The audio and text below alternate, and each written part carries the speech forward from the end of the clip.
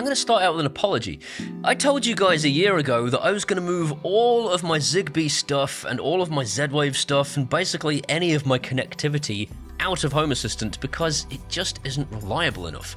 But then something kind of got in the way. Have a look. You pregnant? What?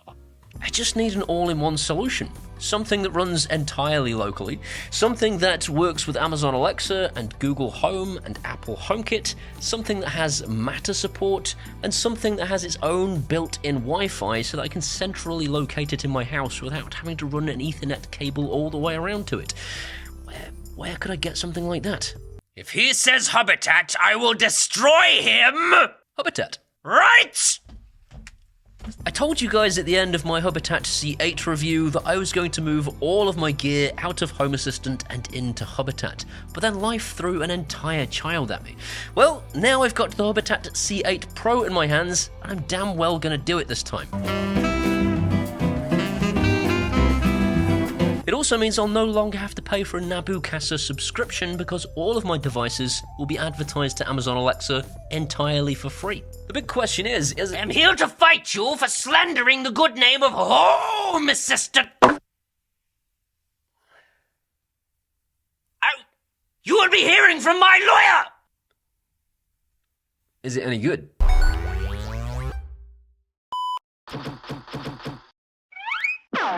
Thanks to Hubitat for sponsoring today's video and for sending me their Hubitat C8 Pro. This hub is an upgrade from the C8 as it now has twice the computing power and twice the RAM of the previous model. But Hubitat have now also released a new dashboard and a new app too. And I'm not going to lie to you guys, the last couple of days I spent setting this thing up, I found incredibly frustrating. I am just pissed off, if I'm honest. Don't be an asshole. I don't understand what any of this is for. I've been getting a lot of stick lately in the comments from people saying, "Oh, he can't possibly tell us the truth because he's sponsored." I have integrity. I'm going to tell you all of the things that I found frustrating about this. See, we're not off to a great start, are we? Shut the f*** up. And all of the reasons I'm actually keeping it as part of my network. It is an incredible device, and of course it has its foibles. I'm going to take you through all of them, starting now.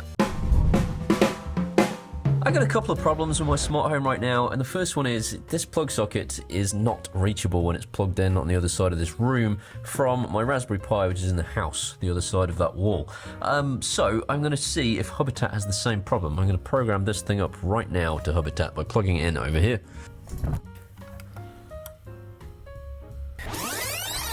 Hello? Hello? Hey! The big question is, if I take the Hubitat now to the house, which is this wall, and then another wall, and then another wall with a door, is it still going to work? Because that has been my main issue with everything to do with Home Assistant. None of my Zigbee stuff works. I'm one to beam down.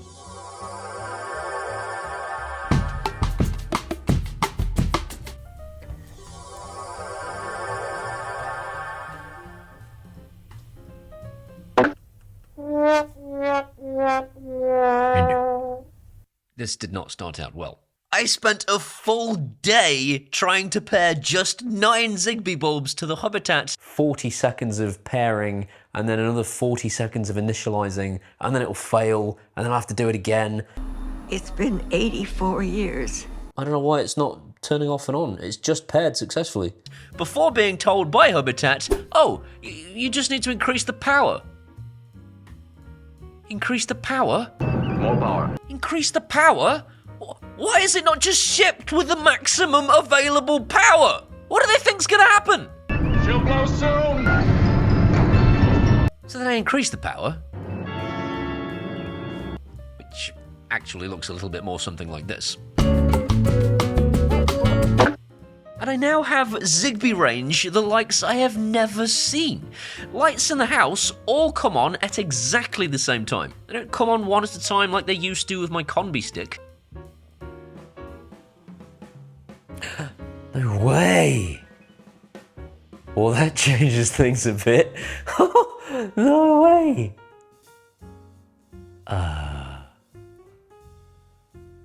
Oh my goodness. They are all instantaneous and all perfectly in sync. That's never been a thing. And all of the lights in the office come on 100% of the time, despite the fact that they are in an entirely separate building from the Hubitat. And this brings us to the main point of this video. This is so much better than my CONBEE stick, and this is the reason that I'm going to move everything out of Home Assistant into the Hubitat. But Home Assistant isn't just devices connected to a stick, it's a whole bunch of other things. So you have to give this some more thought, just like Luke should have given more thought to whether or not this little green creature was indeed Master Yoda. Duh. How far away is Yoda? Will it take us long to get there? Not far. Yoda, not far. Patience. Mate, he's right there. He's obviously the little green man. I've spoken about Hubitat's automations before. They really are ridiculously straightforward. If you're trying to achieve something very simple and you don't have a big old brain, you'll actually be able to do it. But I think the highlight here is the EZ Dashboards. Paul from the past. Yes, mate. Would you like to maybe show everybody how this works? Yeah, all right. Good. I've just figured this out, right? This is actually a very cool new addition. If you go to Dashboards and then add a dashboard, you can select EZ Dashboard.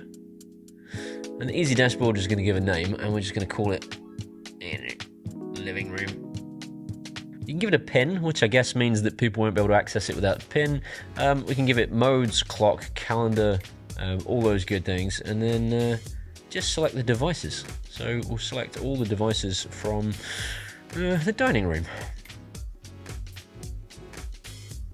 And then you just hit that little button there to put them in, and press Create Dashboard. That's it, I have a living room dashboard. How cool is that? You can also unlock this, right, and then just drag these things around. So if you want that tile up there, stick that tile up there instead. Lock it again, that's done. I now have the date in a really shit place. But yeah, you can see how easy that is to use, and I can just hit like dining room, bulbs, and turn those on and off, or change mode. If you hit the little 3 dots at the top, I can change the mode to one of these other things, and we'll talk about modes in the future. Back to future, Paul. That was easier than it was for Yoda to lift the X-Wing out of the swamp. I can't. It's too big. A few minutes later.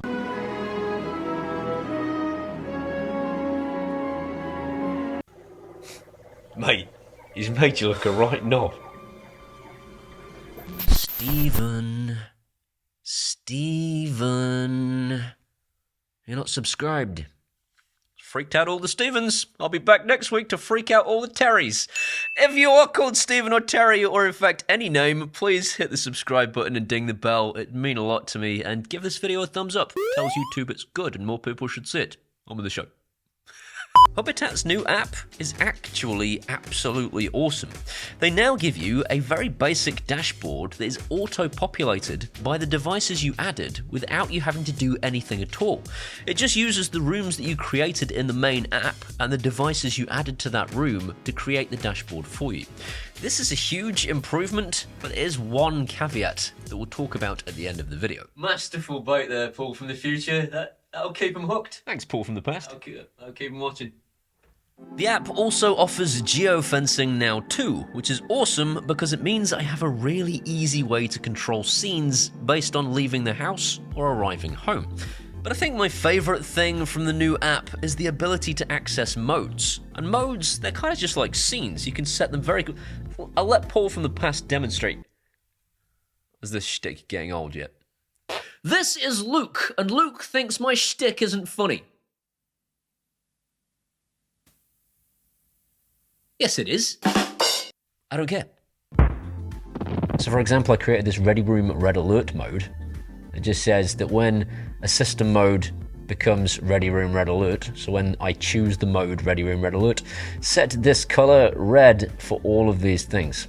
So I set it to red, set the bulb level to 100, and that was all I did. I just picked the devices, told it to set the color to red, and now every time I choose that mode, it automatically sets that. And that mode exists, as I showed you earlier, in the dashboards. I can then go to Ready Room Red Alert, hit that, and my entire room changes to Red Alert mode. And now for the elephant in the room. I'm not moving away from Home Assistant. Not now, probably not ever. And there's a good reason. So the first of these reasons is that Hubitat refused to acknowledge that AQARA need to work in Hubitat. The AQARA are too big. You can't just go, well, they don't work in the way we expect them to, so we don't want to do it. I've told them about this before. I've told them about it again now, and I'm hoping this time they'll listen. I take that back.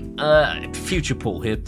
A couple of emails later, they have now conceded that they can't ignore AQARA forever, and they are going to have to find some way of doing an official implementation. They haven't said how, they haven't said when, they have, however, conceded that they need to.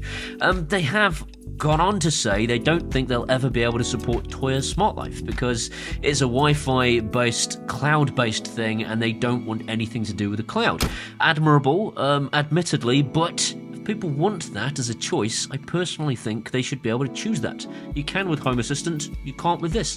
There are also, in fact, TUYA Smart Life local integrations for Home Assistant. I think Hubitat need to concede that too.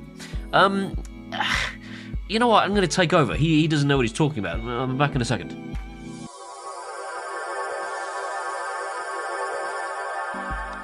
So they've said basically the whole Broadlink thing, they almost, I think they've ignored that part of my email, but I've asked them before about it and they've kind of gone, well, there is something in the community. There isn't. There used to be, and it vanished in some kind of bizarre, potentially legal, problematic haze, because everybody went very quiet about it. Nothing to do with Hubitat themselves. The community, I think, someone in the community was told by Broadlink, stop doing that.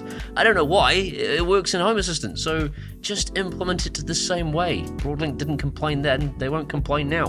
That is, I think, it for third-party stuff, at least for my personal requirements. I need those things. And as a consequence, I have to stick with Home Assistant. Not just for those things, but also because I can't live without this dashboard. This is the coolest thing anyone has ever done. Look, check it out. I live in Star Trek. You know what? Everything else he said is fine. I'm going to pass you back to him. See you in the past. I'm using now Hubitat for all of my Zigbee and all of my Z-Wave devices, but I'm using then the Hubitat integration in Home Assistant to get Home Assistant to do everything else. That's AQARA, that's Broadlink, that's TUYA Smart Life, and it's the dashboard. Because although I like what they've done with the dashboard in Hubitat, I much prefer the ability in Home Assistant to really customize everything. You saw it in my video last week. I couldn't possibly move away from that, and Hubitat need to catch up. Check the description to see if that's changed, because as soon as they tell me we fixed that, I shall test it and I shall update the description to let you guys know. With all that said, I cannot stress enough how different this is from using Home Assistant with a CONBEE stick or a Z-Wave stick, or both. This is so much better when it comes to the range from across the two buildings, and everything in my office works the way it is supposed to work now. Everything in my dining room comes on instantaneously without a delay. It feels more like that kind of experience that you want from living in Iron Man's house, rather than that kind of Home Assistant buggy messed up thing that we're used to having. I also think there's probably a good chance I might start to move some of my automations away from Home Assistant and into Hubitat, because Hubitat, when I've used it in the past, has been absolutely rock solid, whereas my Raspberry Pi often fails. And you can say as a Home Assistant fanboy, well, that's not Home Assistant's fault, that's your Raspberry Pi's fault. It doesn't matter, does it?